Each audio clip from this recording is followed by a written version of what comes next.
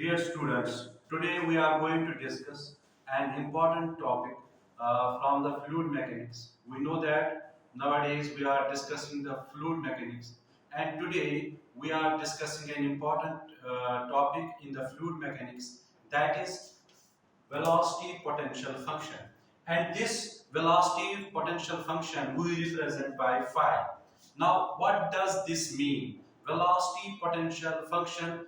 What do you mean by velocity potential function?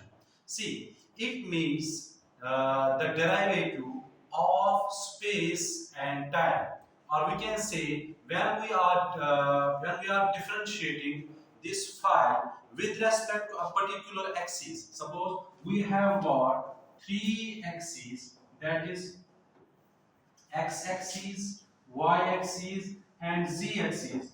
When we are seeing the velocity potential function and we are differentiating this with respect to any axis among them, it means we are differentiating the velocity potential along a particular axis, then we get velocity along that very particular axis. So what does it mean? See, now if we are taking the negative derivative of phi, that is, if we will take along the x-axis, and along the x-axis the velocity is u is equal to minus dou phi by dou x. So this is the negative derivative of velocity potential function, and it will give us velocity along the x-axis. And similarly, v, that is velocity along the y-axis, will be given as negative derivative of dou phi by dou y.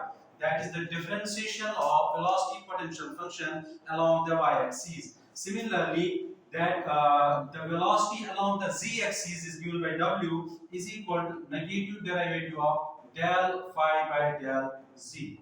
Now, this is known as velocity potential function, that we are differentiating this negative derivative of velocity potential function we are taking, and when we are differentiating this along a particular axis, we will get the velocity of fluid particle along that particular axis. So this is known as velocity potential function.